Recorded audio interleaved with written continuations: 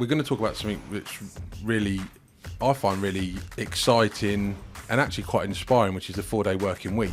All the research shows that productivity went up, sick days went down, staff well-being went up, staff were happier. Is there anything that you, if you were to turn back time, you'd do differently? Were there any I call them bumps in the road. Was there a bump in the road or two for you? And it kind of puts you on the spot and makes you think, well, actually, what's the stuff that needs to happen? What's the stuff that doesn't? What's your fear? Or have you got a fear? How could it go wrong? This episode of All Things Business, the podcast, is brought to you by digital media partner DFA Law. DFA Law, providers of expert and dedicated legal advice to businesses and families since 1838. DFA Law, the law firm for life.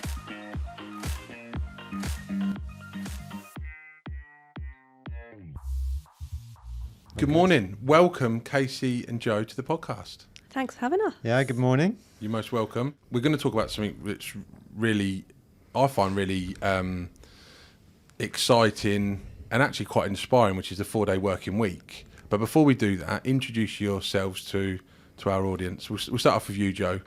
Okay, so my name's Joe. I'm the owner of Red Giraffe. We're a digital marketing company based in Milton Keynes. And yeah, that's pretty much me, not much else to me. Quite boring, really. It's not boring. It's not like he runs the show. No. And Casey? I'm Casey. I'm the marketing manager at Red Giraffe. So yeah, everything from comms to socials to trying to get more clients, lead generation, pretty much falls under my hat. Yeah, Brilliant. growing the brand. So Joe, let's start. Red Giraffe, where did that come from? I wanted something a little bit different. And these days it's not that different. But 10 years ago when I started, it was everything else was like so-and-so digital or so-and-so internet.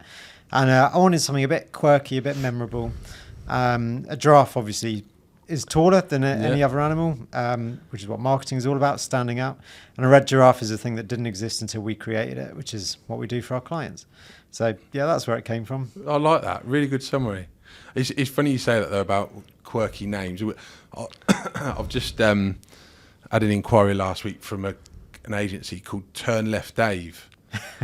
Random. But Dave doesn't work at the company. Like there's nobody at the company called Dave. And I thought in a way I was like, the fact that I'm even talking about it now is probably shows you that it's just a bit quirky, a little bit different. But I get where you're coming from. You remembered it though. Yeah, exactly. And that's the trick. So I suppose we came together really as a result of Alicia speaking to you about all things business. Yeah. And my ears pricked up when we started talking about a 4-day working week. So tell us about that, Joe.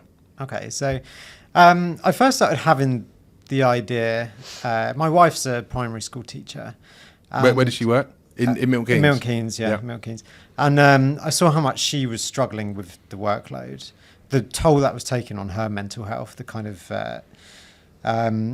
I wouldn't go as far as to say depression, but she's very down, exhausted, tired all the time, no energy. And finally, she reduced her hours and she went part-time. And it's honestly like I got my wife back. So she was happy, full of energy. We could go out and do stuff again. And just seeing what a massive difference going part-time had meant to her got me seeing how effective that was.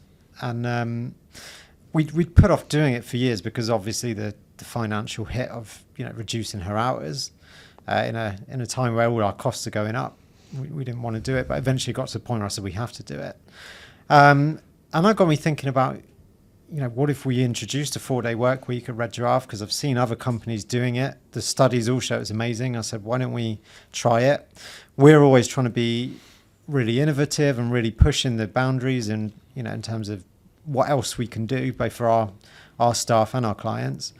And I said, well, let's be forward thinking. Let's not wait to jump on the bandwagon. We'll try it for a month, see how we get on, and take it from there. How long did it take you before when you sort of having that thought about doing it? How many months later did you actually implement it? It's probably about 3 weeks. 3 weeks? Yeah, I don't really man of action. sit on things for too long. Oh, good. Fair play. Yeah, I get an idea and I'm like, let's just try it. And you mentioned the research because I think there's a few papers. There's a bit of a movement probably in the last 12, 18 months in the UK, but other countries have been doing 4-day weeks for a lot longer. I think Scandinavia probably led the way there, as they have done with the the office environment, and we've got some sit-stand desks out there, and I thought they were brilliant when we first got them. But they've been in Scandinavia since the 90s. Yeah. So like it's almost like we're a bit on the bit behind in that sense. So what research did you do before you implemented it at Red Giraffe?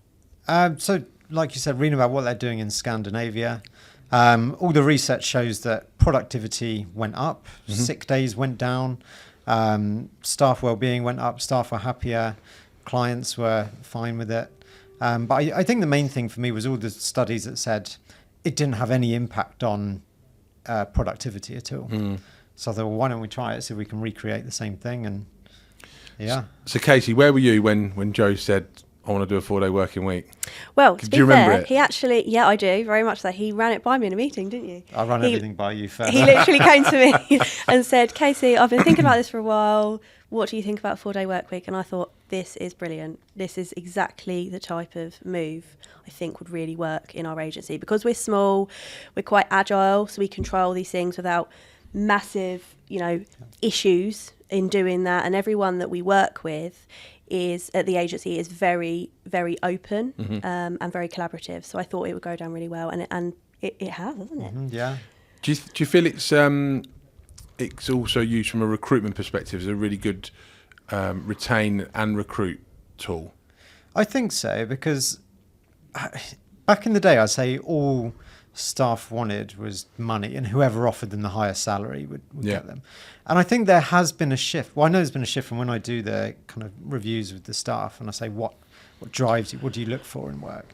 Money is obviously still important to everyone, but it's not just money anymore. People are saying, I want flexibility, I want work-life balance, I want a company that looks after me. And especially in Milton Keynes, which is a little bit kind of behind London in terms of doing new stuff, I think it's definitely a positive influence in attracting and retaining staff for sure.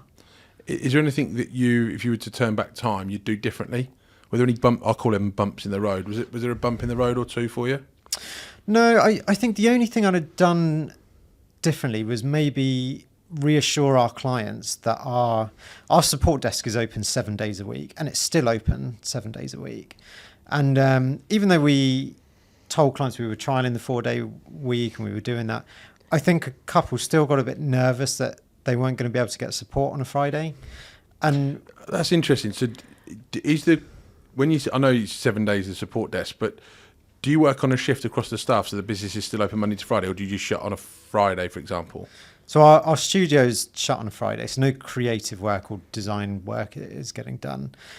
Because our support desk is they're like contractors, we contract that out, so they're not employees of Red Giraffe, they do their own thing. Okay. Which is how we can offer it round the clock. That's interesting then, because I wrongly presumed that you might have like an A and a B shift, where A's, for example, do Monday to Thursday in week 1, and the B shift do Tuesday to Friday. No, because we all work different patterns as well. So, for example, I'm part-time, so I only do Monday to Wednesday. Okay. So now my hours have changed in line with the 4-day work week. Yeah, so it's pro rata. It's pro-rated. Yeah, so now I do 2.5 days, but we've got other people that do school hours.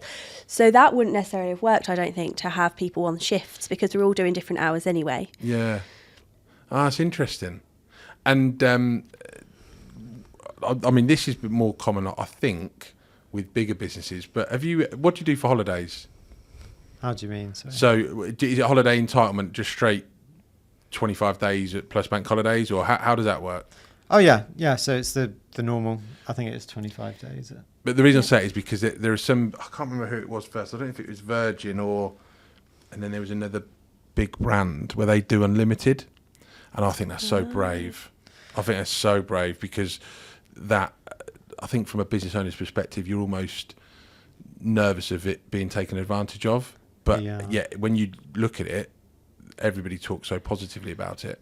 Yeah. Have you ever thought about that as well? I don't know. I had a friend who worked at an agency that offered that. Really? And she said the terms and conditions were it was unlimited holiday so long as you were on top of your current workload. But because the workload demands were so high, she ended up taking less holiday than if she'd been forced to use a certain amount of days. So the implementation there is probably not great. Yeah, I mean, just because it didn't work for that one Yeah, company, yeah, that yeah. it doesn't mean it doesn't. But Yeah, and how have you found the rest? How's the rest of the team found it then?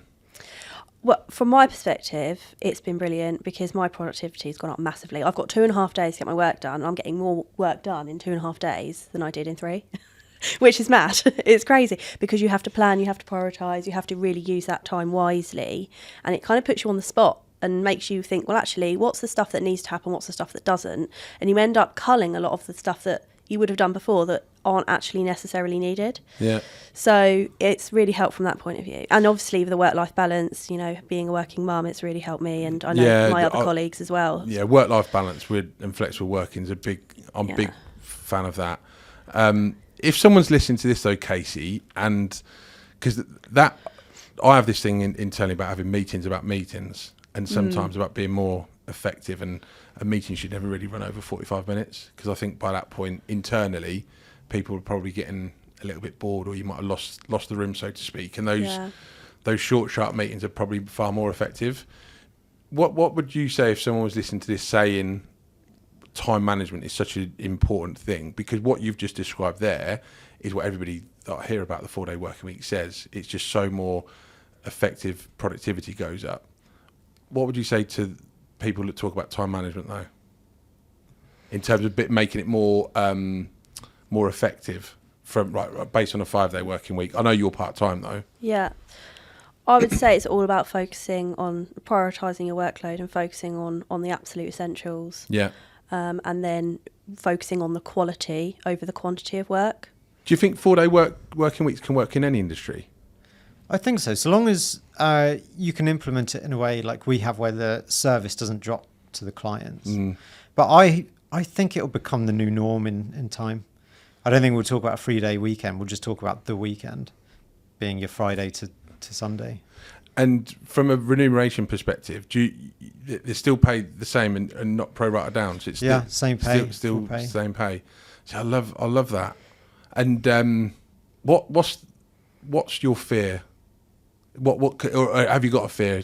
How could it go wrong? I don't think it could really. I mean, we're telling clients from the start, we're on this 4-day work week, but don't worry because you still looked after Friday, Saturday, Sunday. You know, and it was quite moving because we did a follow-on survey with the team after the trial, and it was quite moving reading what people had said about more time with their families, more time with their children, getting all the life admin stuff done on a Friday, so then they get the full weekend just together as a family or with their partners. Because too many of us are doing stuff at night. Yeah. And at the weekend in preparation for. I mean, I'm guilty of that, and I know some of my team are as well. Yeah. And I do think there's a lot to be said for having that headspace going into a weekend where you can really. 100%. I've worked at multiple agencies in the past, some big corporate ones in London, others in Milton Keynes, and I can honestly say that it was almost like celebrated, like a culture of overworking and burnout was celebrated. You wore it as a badge of honour. In Red Giraffe is the complete opposite of that. Yeah, that's really flexibility is interesting. prioritised. Yeah. I think would you say, Joe, it's a generational thing as well? If you don't mind me asking, how old are you, if you don't mind me asking? 35 next month. Yeah, so you were 25 when you set the business up. Yeah. Do you think that it's going to become more common from businesses that are owned and managed by people that are younger than older, because of, like you say, that badge of honour that, oh no, we've got to be in the office at 7 and I'm going to be here till 7, because that is quite stuffy and old hat. Would you agree? I don't know really. I haven't really surveyed it across the board.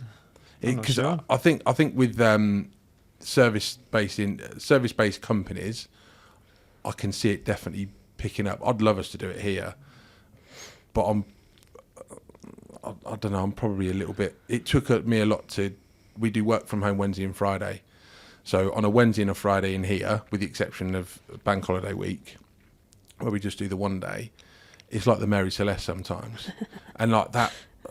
There's a little chimp on my shoulder that gets frustrated with that, but then the other one is quite relaxed, and I'm probably more comfortable with it now than I ever have been. But we've been doing that for like 18 months. No, it was 18 months we've been doing that, And it's not because there is the trust or anything. It's because we're a collaborative team. And Yeah.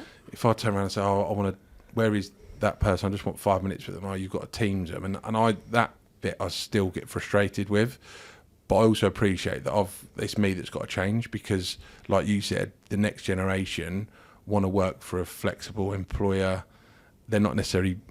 It's not a priority of going to whoever's going to pay them the highest salary, and therefore those are the benefits. 100%. And I always also think that presenteeism doesn't necessarily equal productivity. So Yeah. a lot of the time working from home, I always say this to you, don't I? I get so much more work done than when I'm in the office because there's less chat. That's one of the clips that is. So say that again, Casey. Presenteeism. Presenteeism doesn't equal productivity. No. What do you think? Yeah, I mean, I'm guilty of it as well. There's so much office chatter. Mm-hmm. You know, I'd get so much more done. I mean, I don't like working from home. I like to separate the work and my home life.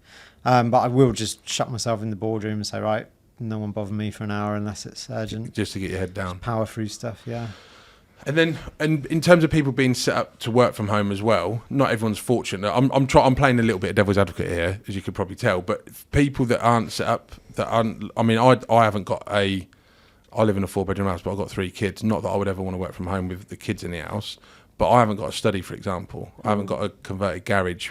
I've got all right Wi-Fi. How far would it go? Because as you're a growing business, if I'm looking at this as a potential stumbling block, if you've got somebody that's, say, in that situation where they haven't got a dedicated space to be able to work from home, how would you overcome that? Is it a case of it's up to you? You can still come into the office? Yeah, I mean, we always give them the choice, and so you can work where you want, office, home. If they've got a laptop, they can work from a nice coffee shop or Yeah. wherever they Which Those I do collaborative- regularly, by the way. I'm such a coffee shop worker. Where's the place to go in Milton Keynes, Casey? Well, Bogota. That's got to be my favourite. Oh, my favourite. There's a secret cafe above the John Lewis. I love that place. Yeah, there's the official John Lewis cafe. Yes, Yeah. the All the- Mediterranean place. It's, Yeah, Yeah, it's I know like exactly. You've in got a the little mezzanine. staircase. Yeah, it's like a hidden staircase. Yeah, Not many mezzanine. people know about it. Oh, And it's lovely okay. up there, and you can overlook the that big space in the shopping centre. The and just atrium. people watch. Yeah, and it's always quite not quiet, but yeah, Is it it's independently nice. owned or part of John Lewis? I don't know. I never asked them. The one I like, the one at Whitton. Yeah, out I of can't office. remember the name. out of nice. office coffee? Yeah, well, that is well done. Yeah. Out of office. I know That's all the my- coffee shops around here. That's my place to go. Yeah. Yeah. I quite like that. Good quality coffee on tap. Yeah. And Exactly. decent Wi-Fi. And you just get in this mindset of you're around people, you're connected to the community, you're around other people, you can see other people, but you're not bogged down with office politics and, you know, the trivial conversations that happen at the water cooler. Yeah, I mean, I know of some businesses where they've downsized their office, Yeah. and which has been a huge saving. It's gone to their bottom line, and they've made the staff. I mean, my brother-in-law's wife, they don't have an office. They all get together once a month at a strategic location, work on the business, and then work from home. My husband's exactly the same. Quarterly, they do a team day, Yeah. a very structured agenda, and they meet in a place. It's always a different place. Yeah. And they go and do a activity together that's relevant to. It's either relevant to their work or it's just a team building day. Yeah. And then that's it. Back to your job wherever you want to work. So, Joe, you're the forefront of this because how do you feel a sense of pride in not pride, sorry, the wrong word, proud, because you're leading the way. Really, I have this saying internally: we should be shepherds and not sheep. But you're certainly a shepherd in this with this movement. Are you encouraging other business owners to follow you in terms of embracing the 4-day working week? Thank you. Yeah, I think so, because the more other businesses embrace it, the more normal it becomes, and then it's easier to explain to your clients that it's okay. You don't have to panic just because we're only open 4 days. Mm-hmm. So I think the more companies that do it, the better. But my background when I was a marketing manager before I started this, we had a very, I don't know what's the right word, like a nasty boss who treated the staff like factory workers, like we were all just part of a machine. You're there a minute late, she's there banging on the watch. If a meeting's gone on too long, she's banging on the door, making sure you're not been in there too long. And, you finish up work 10 minutes before the end of the day, you're just sitting there clock watching, not allowed to leave. And I was just so miserable working in that environment. I thought, right, I'm going to start my own thing, and none of my team are ever going to have to go through what I went through working for a boss like that. And it's just, I suppose, driven me to always look for more and more ways to, I suppose, make it a nice place to come to work. Because I think you spend more time at work than anywhere else. Yeah, if you very hate true. it, what impact's that having on your mental health? Yeah. Sure. No, really good. And you've written a book as well, Joe. I have, yeah. It's called Base Camp to Boardroom. I'm quite into mountaineering, and it's about all the lessons I've learned in the mountains to apply to business. There's loads of transferable skills like leadership, decision making, thinking correctly under pressure, mindset, strategy, planning. And in the mountains, it's literally life or death. Like, you get it wrong, you're dead. And you kind of think, why don't business owners apply this at work? Because you do it in the mountains when you have to, and when you don't have to in business, it just kind of gets put to one side, and that's where a lot of mistakes are made, I think. So yeah, it was a fun experience. Never written a book before, but How long did it take you to write that? probably about 6 months. Really? Kind of doing it on and off. You don't have to do Fresh- things He quickly. works so quickly. Huh?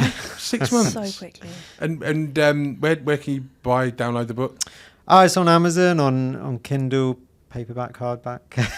Brilliant. And have you got any dreams to or plans to write another book? I don't think so at the moment. I mean, I make about £1.30 a book, so there's definitely no but money. you didn't do it for the financial. No, you, I did you it. did it as a bit of a legacy piece, I guess. Yeah, I mean, a bit of a legacy piece. I'd always talk with my business coach.